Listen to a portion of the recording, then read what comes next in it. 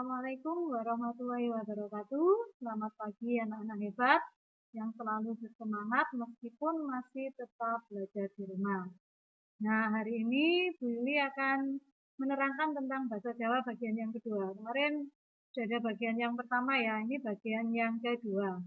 Untuk Naila, Luna, dan teman-teman kalian yang berasal dari luar Jawa mungkin tetap semangat ya. Bapak Ibu Guru pasti nanti akan membantu. Gak usah takut, Bu, aku nggak bisa bahasa Jawa. Salah, nanti Bapak Ibu Guru di sekolah pasti membantu ya. Buku juga sudah ada ya. Bisa dilihat buku elektroniknya yang sudah di-share di grup. Nah, ini bahasa Jawa bagian 2. Kita masih bicara tentang identifikasi teks informasi. Jadi baca ya. Identifikasi titik ane teks informasi.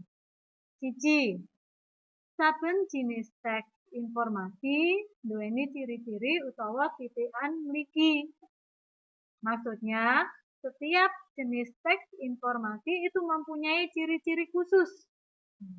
Bisa katitik saka informasi sing diandharake, uga bisa saka basa kang digunakake. Jadi ciri-cirinya itu bisa dilihat dari informasi yang disampaikan atau dari bahasa yang digunakan ya.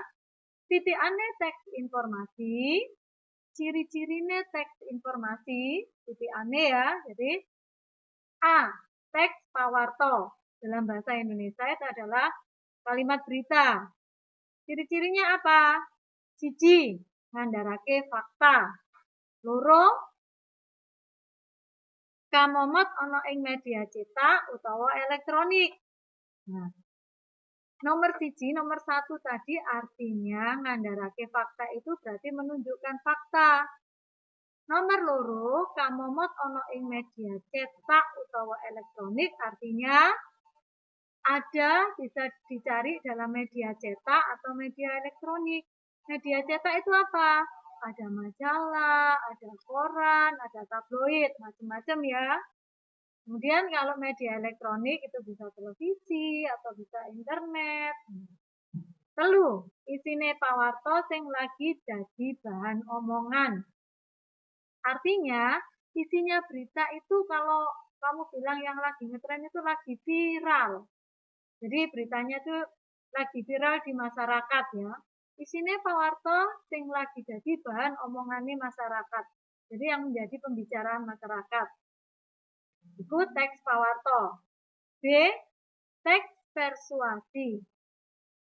Teks persuasi itu dalam bahasa Indonesia adalah teks persuasif ya. Jadi mengajak bagaimana orang itu percaya terhadap omongan kita, terhadap apa yang kita sampaikan itu persuasif, meyakinkan orang lain supaya orang lain mau melakukan seperti yang kita inginkan ya. Teks persuasi yaitu karangan sing isine ngajak utawa narik kawigatene, mangaribawani lan nyakinake sing maca. Nah, artinya adalah teks persuasi itu adalah sebuah karangan yang isinya mengajak atau menarik perhatian ya, menarik perhatian sehingga bisa meyakinkan pembaca. Wujud gancaran isine bisa ngajak, ngelingake, mamerake, nawakake. Isine yang dimaksud isine itu apa? Maksudnya adalah berupa seperti slogan. Slogan ya, ada dalam bahasa Indonesia itu ada kalau selebaran-selebaran itu termasuk salah satu jenis teks persuasif ya. Kemudian ada pamflet itu ya, itu kan mengajak untuk kita melakukan yang seperti dalam isi tersebut. Terus ada lagi yang biasanya ditempel di tempat-tempat umum itu namanya apa? Iklan-iklan yang ditempel di tempat umum itu apa? Itunya kan pasti mengajak. Kalau ada iklan kan pasti kamu ada iklan baru, apa ini? Ada sponsor baru misalnya sponsor permen, pasti kamu ingin membeli dari melihat iklan itu kamu ingin membeli, itu berarti mengajak. Jadi salah satu contoh dari teks persuasif itu dalam bentuk ya, ada dalam bentuk tadi ya, slogan yang isinya mengajak dan mengingatkan ya. Terus D, pariwara utawa iklan. Nah, jadi teks tadi, teks ini tadi ya, macam-macam, ada teks pawarto, kemudian ada teks persuasi, yang C itu ada sustansi atau slogan, kemudian yang D itu pariwara atau iklan. Ini sebenarnya bahasa Jawa itu sama ketika kita belajar bahasa Indonesia. Cuma karena kita kurang sayang dengan budaya bahasa Jawa kita, sehingga kalau Yuli akan menerangkan bahasa Jawa, kamu akan kurang mengerti. Karena apa? Bahasa sehari-hari kalian adalah bahasa Indonesia, ya, bahasa ibu sehari-hari. Jadi sebenarnya kalau kita orang Jawa harus bisa meleluri bahasa Jawa. Apa meleluri itu? Meleluri itu adalah melestarikan budaya Jawa. Bagaimana caranya? Ya tadi, dengan bahasa Jawa di rumah, antara anak dengan orang tua itu bagaimana, ada unggah-ungguhnya. Kalau dalam bahasa Indonesia itu namanya sopan santun, ya. Jadi unggah-ungguh bahasa, sopan santun dalam berbahasa. Sama sebenarnya ya. Dan untuk Naila sama Luna, nggak usah khawatir. Bahasa Jawa itu bisa dipelajari ya. Jadi tidak perlu, waduh aku tidak bisa Bu, seperti ini. Kita belajarnya pelan-pelan, nanti pasti bisa ya. Ainin dulu juga tidak bisa dari Malaysia, temannya Upin dan Ipin. Tapi sekarang Ainin sudah bisa. Ya kan? Semangat ya? Masih semangat. Nah, kita lanjut lagi.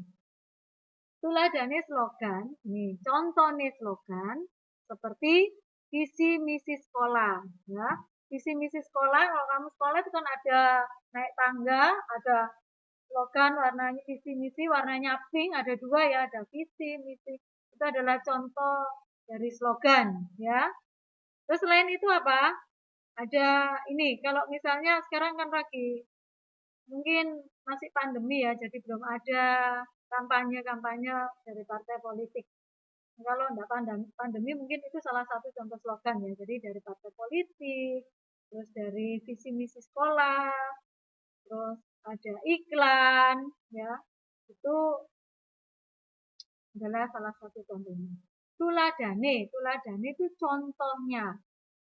Seperti iklan sabun, iklan handphone, apalagi kalau ada iklan makanan baru, pasti kamu kepingin ini. Jangan sampai konsumtif ya anak-anak, harus diperhatikan. Sekarang kita harus tetap selalu menjaga kesehatan, asupan makanan kita juga harus diperhatikan.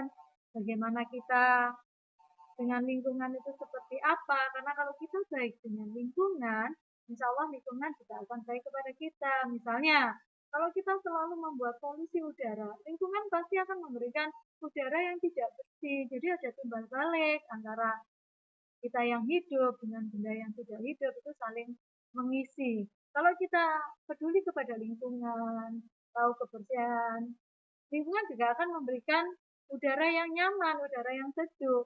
Beda ya dengan kalau kita tidak peduli. Kalau di kota memang banyak polusi anak-anak. Karena apa? Dari orang-orang kota itu jarang ada yang peduli dengan lingkungannya, dengan tetangga aja tidak kenal. Tapi kalau di desa kelihatan guyup, rukun, sejuk, udaranya itu banyak kandungan oksigennya. Karena apa? Mereka guyup rukun dengan lingkungan itu cinta lingkungan. Kemudian mereka itu bahan makanannya juga dari lingkungannya di sekitar situ. Ya, jadi kita harus saling hubungan timbal balik antara kita dengan lingkungan itu harus ada ikatan yang baik supaya apa? Lingkungan memberikan yang baik, kita juga merawat lingkungan ya, saling. Kalau dalam IPA itu adalah simbiosis mutualisme. Jadi hubungan yang saling menguntungkan ya. Jadi seperti itu ya. Kita kembali lagi ke sini. Ini ada gambar-gambar. Ini adalah salah satu contoh substansi atau slogan ya. Jadi ini negor sauwit, nandur satu bibit. Artinya apa? Sebelum kita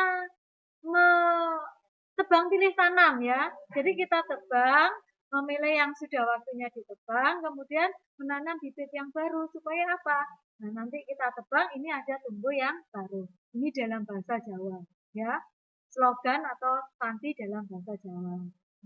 Kemudian pariwara atau iklan. Pariwara atau iklan tahu kalian sudah tahu ya. Ini sabun deterjen rakyat ramah lingkungan. Ini sabun yang ramah lingkungan, itu salah satu contoh iklan. Kemudian ada lagi ini anak-anak, nanti kamu bisa lihat ya, Ada yang di buku elektronik Tantri Boso ya. Itu ada di halaman 7 sampai 10. Nanti kamu kerjakan. Ini ada contoh bacaannya. Kemudian ada contoh pertanyaan di sini. Kamu isi ya. Kamu salin di buku latihan bahasa Jawa. Bu, nanti laporannya bagaimana? Laporannya nanti hasil pekerjaan itu kamu foto ya. Kemudian ini ada ngisi checklist. Kamu salin ini ada kotak-kotak seperti ini. Kamu salin di buku bahasa Jawa. Yang ini juga, ini ada hubungannya dengan teks Pawarto tadi. Jadi pengertian tentang yang ada di atas tadi ya. Ini ada, ini yang ini. Ada yang identifikasi titik ane teks informasi. Jadi teks informasi tadi, Bu Guru ulangi ya. Ada 4. 1. Teks Pawarto. Loro. Teks persuasi. Telu. Sesanti utawa slogan. Papat D itu pawarto utawa iklan. Jadi ingat ya, teks informasi ada 4.